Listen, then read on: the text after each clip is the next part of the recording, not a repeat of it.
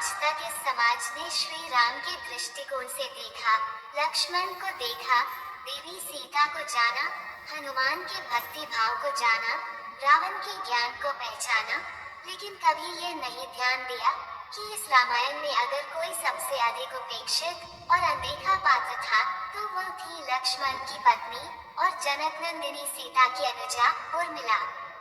जब प्रभु श्री राम और माता सीता वनवास को जाने लगे और बड़े आग्रह पर लक्ष्मण को भी साथ जाने की आज्ञा हुई, तो पत्नी उर्मिला ने भी उनके साथ जाने का प्रस्ताव रखा। परंतु लक्ष्मण ने उन्हें ये कहकर मना कर दिया कि अयोध्या के राज्य को और माताओं को उनकी आवश्यकता है। असीम पतिव्रता उर्मिला के नवयौवन कंधों पर इतना बड़ा दायित्व डालकर लक्ष्मण चले गए। वह पल, वह जीवन सरिता जो कोई भी नववधु अपने पति के साथ गुजारती है, वो उर्मिला के नसीब में नहीं लिखी गई थी। इस पतिव्रता स्त्री ने जीवन के चंचल पड़ाव पर भी, अपने पति से दूर रहने पर भी लेशमात्र भी किसी और का ध्यान नहीं किया। यह उर्मिला का अखंड पतिव्रत धर्म था। यह उर्मिला की अवर्णित, अचर्चित, अघोषित महानता थी। उर्मिला की महान चरित्र, अखंड पतिव्रत, स्नेह और त्याग की चर्चा रामायण में अपेक्षित थी, पर वह हो न सका। सबसे विकट क्षणों में भी उर्मिला आंसू न बहा सकी, क्योंकि उनके पति लक्ष्मण ने उनसे एक और वचन दिया था कि वो कभी आंसू न बहाएंगी, क्योंकि अगर वह अपने दुख में डूबी रहेंगी तो परिजनों का ख्याल नहीं रख पाएंगी। शायद ही यह कोई कल्पना कर सकता है कि अपने पति को 14 वर्षों के लिए अपने से दूर जाने देना और उसकी विदाई पर आंसू भी न बहाना किसी नवविवाहिता के लिए कितना कष्टकारी हो सकता है। कितना हृदय विदारक पल था जब परम पूजनीय महाराज दशरथ स्वर्ग से हार गए, पर वचन का सम्मान रखने के लिए उर्मिला तब भी न रोई। पति के लिए उर्मिला ने अपने पिता को भी इनकार किया था।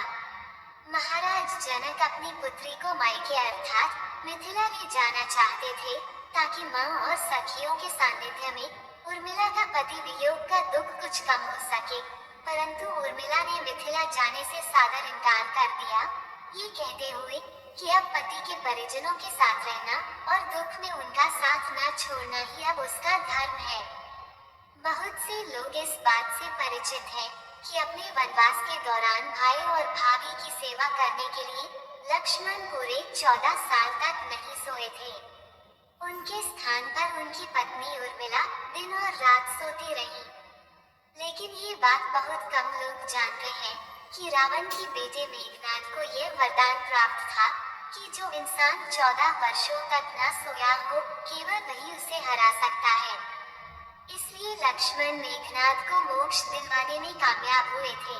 रावण के अंत और 14 वर्ष के वनवास के पश्चात जब राम, सीता और लक्ष्मण वापस अयोध्या लौटे, तब वहां राम के राजतिलक के समय लक्ष्मण जोर जोर से हंसने लगे। सभी को ये बात बेहद आश्चर्यजनक लगी कि क्या लक्ष्मण किसी का मजाक उड़ा रहे हैं। जब लक्ष्मण से इस हंसी का कारण पूछा, तो उन्होंने जवाब दिया कि ताउम्र उन्होंने इसी घड़ी का इंतजार किया है, लेकिन आज जब ये घड़ी आई है तो उन्हें निद्रा देवी को दिया गया वो वचन पूरा करना होगा जो उन्होंने वनवास काल के दौरान 14 वर्ष के लिए उन्हें दिया था। ये बात भी सत्य है कि लक्ष्मण ने भगवान राम का राजतिलक नहीं देखा था। दरअसल निद्रा ने उनसे कहा था कि वो 14 वर्ष के लिए उन्हें परेशान नहीं करेगी और उनकी पत्नी उर्मिला उनके स्थान पर सोएंगी। निद्रा देवी ने उनकी यह बात एक शर्त पर मानी थी कि जैसे ही वो अयोध्या लौटेंगे, उर्मिला की नींद टूट जाएगी और उन्हें सोना होगा। लक्ष्मण इस बात पर हंस रहे थे कि अब उन्हें सोना होगा और वह राम का राजतिलक नहीं देख पाएंगे। उनके स्थान पर उर्मिला ने ये रस्म देखी थी। एक और वाक्य ऐसा है जो ये बताता है कि लक्ष्मण की विजय का मुख्य कारण उर्मिला थी। मेघनाद के वध के बाद उनका शव राम जी के खेमे में था। जब मेघनाद की पत्नी सुलोचना उसे लेने आई, तो पति का छिन्न शीश देखते ही सुलोचना का हृदय अत्यधिक द्रवित हो गया। उसकी आंखें बरसने लगी। रोते रोते उसने पास खड़े लक्ष्मण की ओर देखा और कहा, सुमित्रानंदन, तुम भूलकर भी गर्व मत करना कि मेघनाद का वध मैंने किया है। मेघनाद को धराशायी करने की शक्ति विश्व में किसी के पास नहीं थी। ये तो दो पतिव्रता नारियों का भाग्य था। अब आप सोच में पड़ गए होंगे कि निद्रा देवी के प्रभाव में आकर अगर उर्मिला 14 साल तक सोती रही तो सास और अन्य परिजनों की सेवा करने का लक्ष्मण को किया वादा उन्होंने कैसे पूरा किया? तो उत्तर यह है कि सीता माता ने अपना एक वरदान उर्मिला को दे दिया था। उस वरदान के अनुसार उर्मिला एक साथ 3 कार्य कर सकती थी। इस प्रकार उर्मिला ने 14 वर्ष तक सोते रहने के साथ ही लक्ष्मण को दिया वचन भी निभाया। ऐसा कहा जाता है कि माता सीता से अधिक कष्ट उर्मिला ने सहे थे, क्योंकि उर्मिला न सिर्फ 14 वर्ष तक अपने अर्धांग लक्ष्मण से दूर रही थी, बल्कि लक्ष्मण की दी हुई सौगंध के कारण उन्होंने अपनी आंख से 14 वर्ष तक एक आंसू तक नहीं झपकाया था। इसलिए उर्मिला का त्याग माता सीता के त्याग से अधिक माना जाता है। आइए जानते हैं कि आखिर किसका अवतार थी उर्मिला। जब जब श्री हरि नारायण और माता लक्ष्मी ने धरती पर अवतार लिया है, तब तब उनके साथ शेषनाग भी किसी न किसी रूप में अवतरित हुए हैं। जब भगवान विष्णु ने त्रेता युग में अपना 7वां अवतार लिया था, तब श्री हरि विष्णु के साथ माता लक्ष्मी और शेषनाग भी धरती पर जन्मे थे। जहाँ एक और त्रेता युग में भगवान विष्णु ने चक्रवर्ती महाराज दशरथ के पुत्र श्री राम के रूप में जन्म लिया था, तो वहीं माता लक्ष्मी जनक सुता माता सीता के रूप में जन्मी थी। इसके अतिरिक्त शेषनाग श्री राम के छोटे भाई लक्ष्मण के रूप में अवतरित हुए थे। श्री राम के अन्य 2 भाई यानी कि भरत और शत्रुघ्न भी अवतार पुरुष थे।